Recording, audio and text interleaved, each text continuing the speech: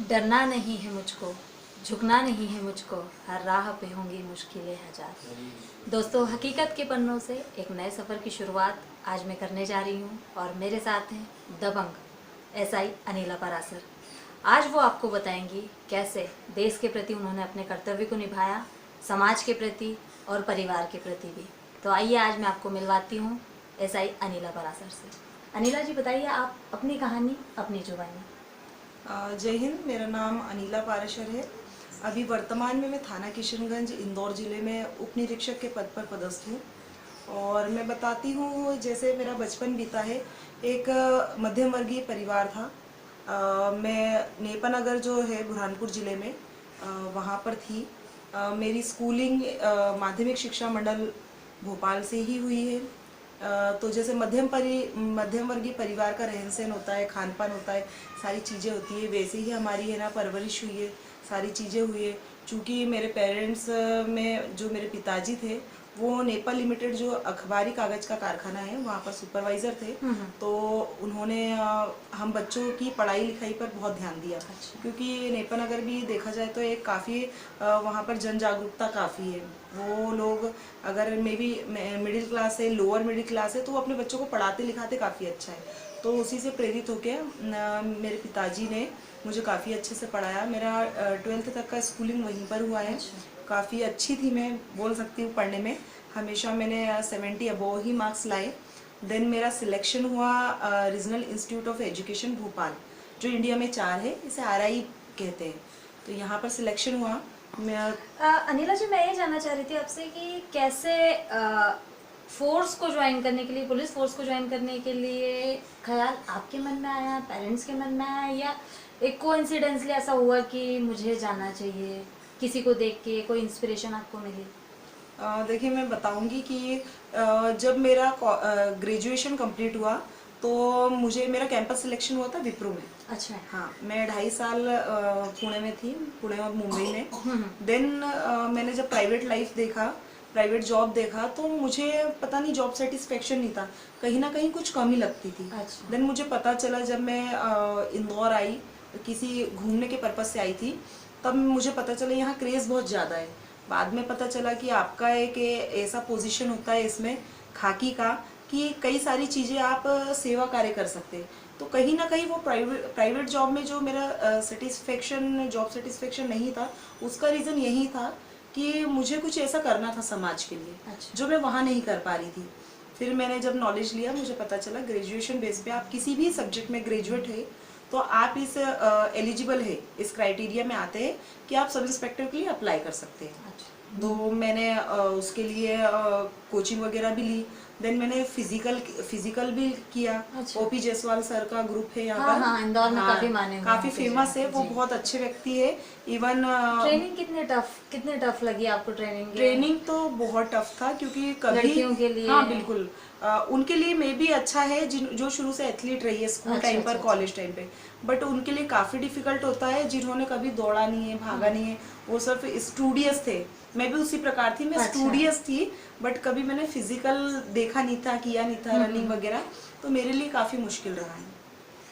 तो अनिला जी, फिर जब आपने फाइनली जब आपका सिलेक्शन हुआ, फर्स्ट टाइम में आपका सिलेक्शन हो गया? जी बिल्कुल। फिर उसके बाद कैसा रहा, मतलब आपका ज्वाइनिंग, और पहली ज्वाइनिंग कहाँ रही, फिर क्या क्या डिफ़िकल्टीज आपने फेस की? फैमिली लाइफ एक थी आपकी, उसको मैनेज करना और अपने जॉब को मैनेज करना, कैसे किया आपने सारा? 2013 का मेरा सिलेक्शन है। पहले ही एग्ज़ाम की प्रिपरेशन के बाद मेरा सिलेक्शन हो गया था। उसके बाद हम लोग JNPA सागर में ट्रेनिंग के लिए गए थे। तो काफ़ी मुश्किल था। 1.5 साल का मेरा पूरा ट्रेनिंग हुआ है।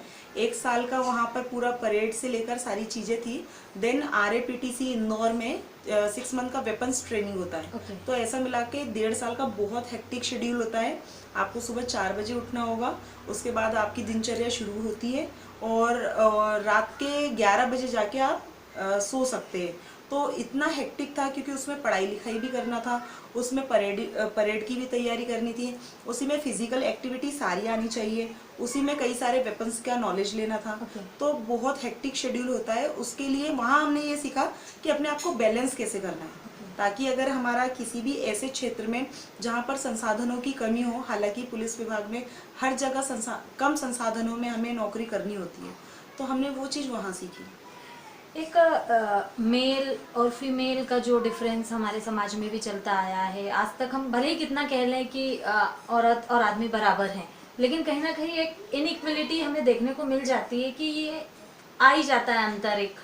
तो जब आप ट्रेनिंग ले रही थी उस दौरान या ज्वाइनिंग के दौरान कहीं ऐसा लगा कि आपको कि काम तो आप बराबर कर रही हैं, लेकिन फिर भी वो अंतर देखा जा रहा है आप लोगों में कि आप उतना नहीं कर पा रही हो, या आपको कभी लगा या आपको किसी ने जताया हो ऐसा, तब कैसा महसूस हुआ आपको, फिर आपने उसको कैसे ओवरकम किया या ऐसा कुछ? देखिए, ये जो जेंडर इक्वालिटी वाली बात है, ये विभेद तो हमेशा होता रहा है, पर हम अपने आप को लकी मानते हैं कि अभी हमें बहुत कम देखने को मिला है, बहुत कम चीज़ें हमने सहन की है। हमसे पहले जो थे उन्होंने काफ़ी सारी चीज़ें, बड़ी घर से बाहर निकलना मुश्किल होता है, बट अभी जो जैसे मैं बता रही 2013 में मैंने ज्वाइन किया, तो हाँ कई चीज़ों में होता था। जैसे आज भी ऐसा है कि है ना, मुझे नौकरी करते हुए 7 साल कंप्लीट हो गए, देन अभी भी कई सारे थानों पे जब हमारी पदस्थापना चेंज होता है, स्थानांतरण होता है, कई सारी जगह महिला के लिए शौचालय उपलब्ध नहीं होते। अच्छा, बहुत दिक्कत आती है, जिसके लिए हमें अपने पास के, या तो अगर आपका आसपास घर है तो घर तक जाइए, या फिर आसपास कहीं होटल है, लॉज है, या फिर कोई ऐसा फ्रेंडली है तो आप वहाँ तक जाइए। तो इन चीज़ों में ऐसा है कि कभी कभी जो हमारा परफॉर्मेंस है वो सामने वाले को ऐसा दिखता है कि हम उस चीज़ में थोड़ा मक्कारी कर रहे हैं, बट वो ये जो मूलभूत सुविधा है इसके प्रति किसी का ध्यान नहीं जाता। तो पर ये भी एक गलती हम लोगों की होती है कि महिलाओं को ही इसके लिए आवाज़ उठानी पड़ती है कि हमें किसी चीज़ की ज़रूरत है और हमारा उस पर अधिकार है, बेसिक ज़रूरत है, जैसे मैंने बोला, तो मुझे ही बताना पड़ेगा, उसको नॉलेज में लाना पड़ेगा।